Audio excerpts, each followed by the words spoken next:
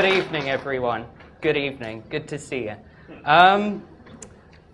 Well, where do I start? Before we begin, I just want to tell you, yes, I'm used to the stage. And, you know, when I get up here, I usually play a character. But you know what? Tonight we're going to do it different. I'm going to tell you a few things about me. So, let's cut to the chase.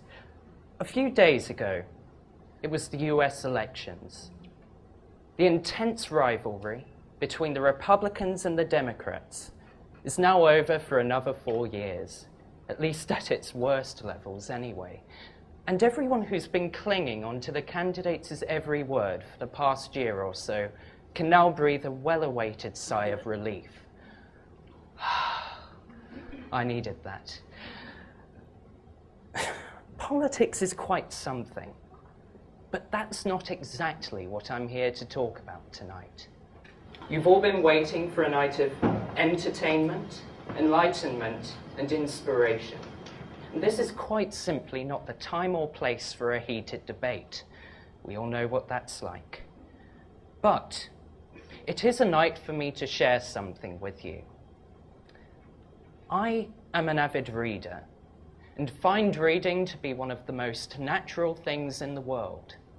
I can pick up any book I'm interested in and read away. But it wasn't always like that. During my early years of childhood wander, I had an obstacle. This obstacle turned out to be dyslexia. It's one of those obstacles where you wish with all your heart that you could make sense of things and overcome whatever it is that's holding you back. Whenever I made an attempt to read, I knew the words on those pages meant something. I just had to figure out what it was that they meant. But for a long time, the blurring of the pages seemed never-ending. From an early age, we are all read to. But there comes a time in our lives when we want to be able to read these stories for ourselves. As a toddler, one of the highlights of my day was my father coming up to my room after a long day of work and reading me the stories of Roald Dahl as I fell asleep. My father's rich voice and powerful narration made me realize that I wanted to be able to read these stories. He brought them to life and made them real. I wanted to be able to do the same. I saw a tutor for a few years and slowly, eventually conquered. After a while, this dyslexia wasn't a problem anymore. And quite frankly, I can't remember what it was like at its worst. But I believe it was my love of stories that drove me the most. So it was things like my father reading to me, things like that, which make reading so intimate, special, personal even. But besides the social benefits of reading, reading is key in informing us and allowing us to gain some perspective on current events. I was shocked when I recently found out that a study had shown that 1 in 7 Americans have below average literacy skills. This portion of Americans would find it tough for them to read anything more challenging than a children's picture book. Now, at first, I questioned the accuracy of this statement, but seeing as it was published by a balanced and respected American newspaper, I began to worry. It is so important to know what you're voting for in an election. To be informed is the key to democracy itself. And the ability to read allows us to find out about things. And I believe politics, especially politics that is going to affect you, should be no exception. Sometimes image is everything and can be the decider in a decision between one person or the other. But sometimes looks can be deceiving. 4 years ago, when I started here at Teddington, the race for the 2008 US election was on. And it was around this time that I started to become interested in politics and Obama himself. I wanted to find out more about the next US president. So, knowing me, I went out and bought a copy of his autobiography, Dreams from My Father. I can say, hands down, that it is not only a book that changed my life, but it is the best book that I've ever read.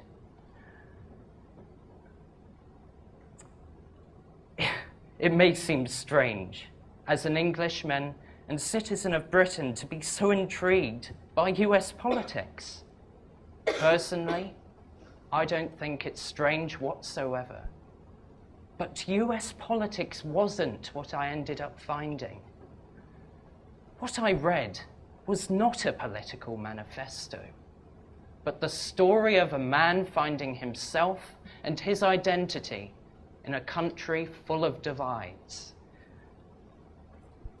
When I first read the book, I was overwhelmed and found it a challenge. It was a far cry from the books I was used to reading.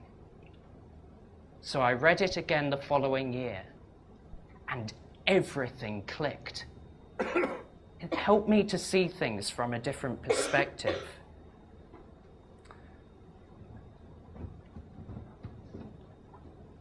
I'm now going to read an excerpt from the book, one of many that I found inspirational. Now, just for a bit of background, it follows a rally Obama was involved in as part of the divestment campaign against the South African regime of the time. To add an element of drama to the rally, Obama arranges with some of his fellow students that as he is delivering a speech, he is suddenly pulled off by white students dressed as paramilitary forces. But as this planned scenario begins to unfold, Obama realizes he doesn't want this, for he has found his voice and purpose. I was still in that trance-like state when I mounted the stage.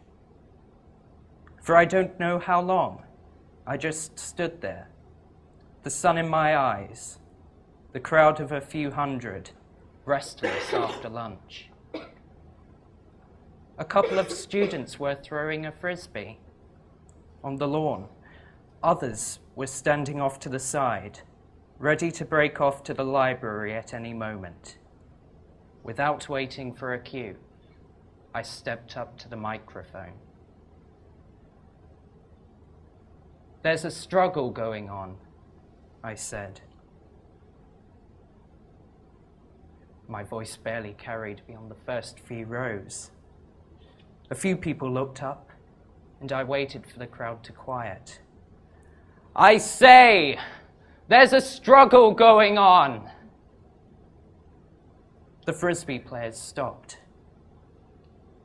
"It's happening an ocean away, but it's a struggle that touches each and every one of us, whether we know it or not, whether we want it or not. A struggle that demands we choose sides, not between black and white, not between rich and poor. No, it's a harder choice than that. It's a choice between dignity and servitude, between fairness and injustice, between commitment and indifference. A choice between right and wrong."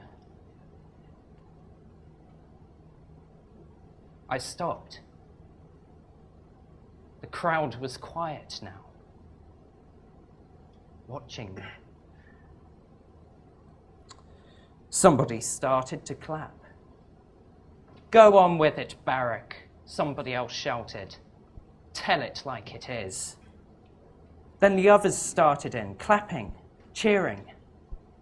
And I knew that I had them, that the connection had been made.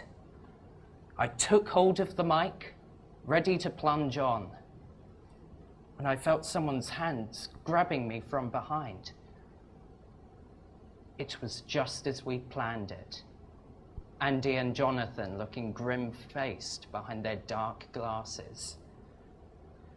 They started yanking me off the stage, and I was supposed to act like I was trying to break free, except a part of me wasn't acting. I really wanted to stay up there, to hear my voice bouncing off the crowd and returning back to me in applause. I had so much left to say. The point is, this man had clearly found his voice and purpose, and clearly stated that he wanted to make a difference, just as he claims to now. If I hadn't been able to read this book, would I feel the same way about him now? Literacy is democracy's unsung hero. Without literacy, we can say goodbye to true freedom. Reading and the ability to read is a gift.